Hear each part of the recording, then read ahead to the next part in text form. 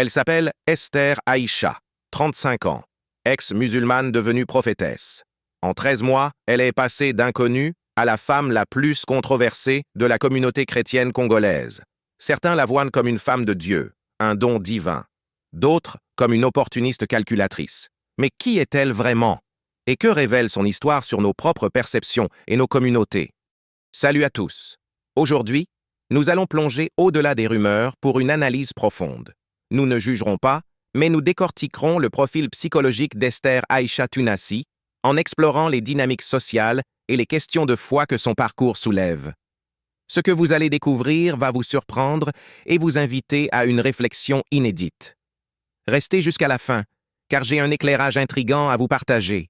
Commençons par les faits, ces piliers objectifs sur lesquels bâtir notre analyse. Esther Aïcha Tunasi, de son vrai nom, Lala Aïcha Al-Husseini, n'est pas une figure simple. Son parcours est jalonné de transitions significatives qui méritent notre attention. Elle est d'origine malienne, avec des racines libanaises, un mélange culturel qui façonne sans doute sa vision du monde. À 35 ans, elle épouse Marcelo Tunasi, 50 ans, un écart d'âge qui, dans certaines cultures, peut susciter des interrogations. Son parcours spirituel est particulièrement frappant. Musulmane de naissance, elle se convertit au christianisme. Elle part étudier au Canada à 19 ans, une expérience qui l'expose à de nouvelles perspectives et à une certaine indépendance. Plus important encore, elle était déjà pasteur et prophétesse ordonnée avant de rencontrer Marcelo. Ce n'est donc pas une novice dans le ministère. Le mariage, célébré le 23 juillet 2025 à Bruxelles, survient 13 mois seulement après le décès de Maman Blanche, un timing qui a enflammé la controverse. Ce n'est pas une fille lambda qui a vu une opportunité.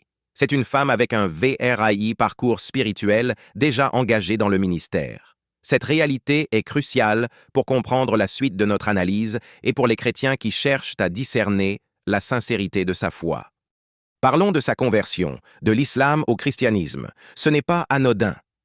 Du point de vue psychologique, je peux affirmer que ce type de transition religieuse profonde révèle plusieurs traits psychologiques et sociaux. Premièrement, une forte capacité d'adaptation.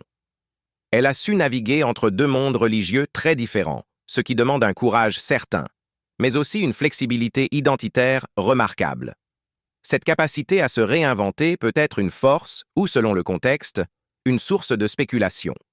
Deuxièmement, une recherche de sens intense.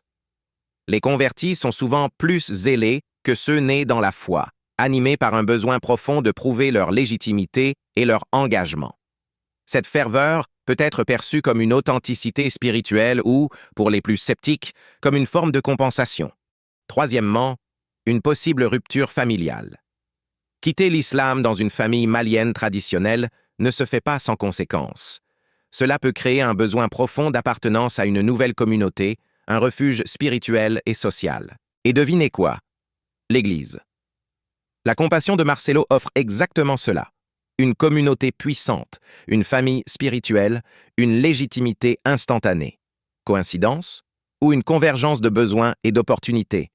Cette question est au cœur du débat religieux et de l'analyse sociale. Selon Marcelo, leur rencontre fut un don du ciel, une source de réconfort après la tragédie. Il décrit Esther comme celle qui lui a apporté une paix et une clarté qu'il cherchait désespérément. Ce récit, touchant et empreint de spiritualité, est celui que la communauté chrétienne est invitée à accepter. Il s'agit d'une narration classique de la providence divine, où Dieu intervient pour guérir les cœurs brisés. Pour de nombreux chrétiens, cette explication est suffisante et réconfortante. Elle s'inscrit dans une logique de foi où les voies du Seigneur sont impénétrables. Mais, attendez. La grande sœur de Maman Blanche a fait des déclarations explosives. Elle affirme qu'Esther Aïcha était déjà la maîtresse de Marcelo du vivant de Maman Blanche. Cette accusation, si elle est avérée, change radicalement la perception de l'histoire. Alors, version 1, rencontre divine après le deuil. Version 2, relation secrète qui a commencé bien avant. Qui dit vrai? Cette dichotomie crée une intrigue profonde et alimente le débat religieux et social. Du point de vue psychologique, voici ce que je peux vous dire sur les indices psychologiques troublants. Le timing du mariage, 13 mois après le décès, est particulièrement révélateur. Dans toutes les cultures africaines, le deuil dure au minimum 1 à 2 ans. Se marier si vite, c'est soit un manque total de conscience sociale, soit ils étaient déjà ensemble avant. Le confort émotionnel instantané que Marcelo dit avoir trouvé en Esther est également à questionner. Ce niveau de connexion émotionnelle immédiate est rare après un deuil aussi profond. Sauf si la connexion existait déjà avant. Enfin, le silence d'Esther sur les controverses est frappant. Elle n'a jamais exprimé publiquement de compassion pour la famille de Maman Blanche, ni un mot sur les accusations ou la douleur de la communauté.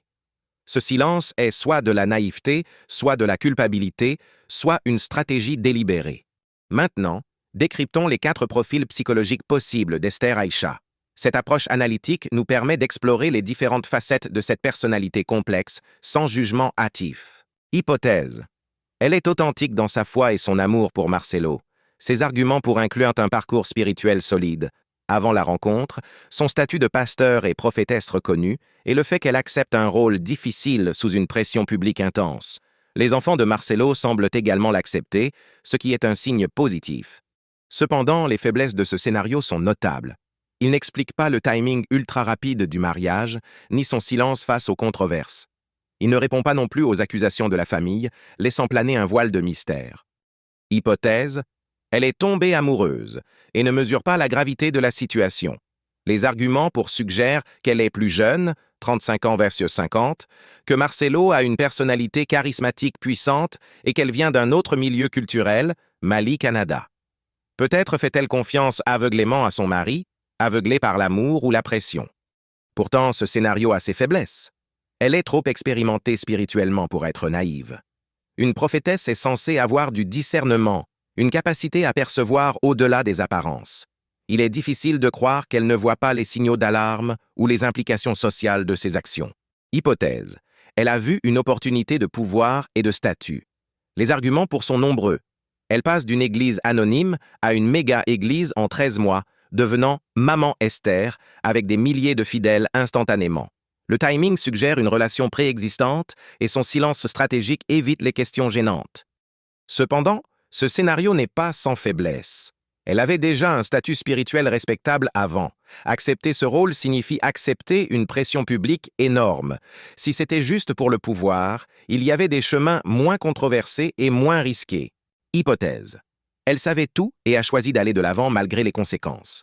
Les arguments sont les accusations de la famille, maîtresse du vivant de Maman Blanche, le timing parfaitement orchestré du mariage et l'absence totale de compassion publique pour Maman Blanche. Le fait qu'elle n'ait jamais démenti les accusations de relations préexistantes est également un point clé. Les faiblesses de ce scénario résident dans le fait qu'il est basé principalement sur des témoignages de la famille, potentiellement biaisés, et l'absence de preuves matérielles concrètes. Il pourrait s'agir d'une campagne de dénigrement, ce qui rend l'analyse complexe et spéculative. Maintenant, du point de vue psychologique et en tant qu'observatrice sociale, voici ce que je peux affirmer avec certitude en me basant sur des signaux psychologiques objectifs. En psychologie, le silence face à des accusations graves a 2 explications principales.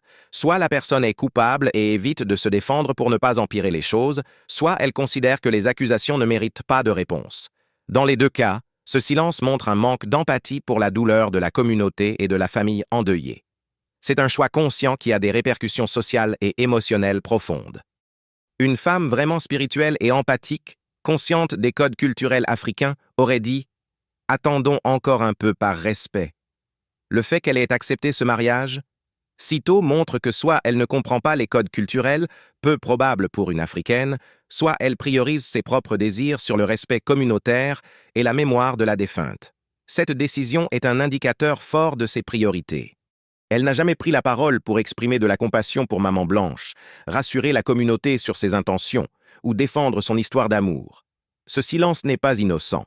C'est un choix conscient qui, du point de vue psychologique, peut être interprété comme un manque d'empathie ou une stratégie de communication visant à éviter d'alimenter la controverse. Pour les chrétiens, cela soulève des questions sur la nature de son cœur et de son ministère. Alors, mon verdict ? Écoutez bien parce que ça va vous surprendre et vous inviter à une réflexion profonde. Mon analyse finale est que Esther Aïcha est un mix des scénarios 3 et 4. Elle est probablement une femme spirituellement authentique, son parcours le prouve. Mais elle a fait un choix conscient et égoïste en acceptant ce mariage si tôt. Elle savait exactement dans quoi elle s'engageait, d'où son silence stratégique. En d'autres termes, Elle n'est ni totalement innocente, ni totalement coupable. Elle est une femme qui a choisi son bonheur personnel au détriment du respect dû à une morte et à sa famille. Et ça, c'est un choix moral très révélateur, qui interpelle les chrétiens sur les valeurs de compassion et de respect. Maintenant, à vous de me dire, est-ce qu'Esther Aïcha mérite qu'on lui donne le bénéfice du doute? Ou est-elle complice d'un manque de respect flagrant envers Maman Blanche? Peut-on aimer quelqu'un et manquer d'empathie pour les autres? Mettez vos réponses en commentaire. Je lis tout. Et si tu veux plus d'analyse psychologique, sociale et religieuse sur les affaires qui secouent notre communauté, abonne-toi et active la cloche pour ne rien manquer de nos décryptages.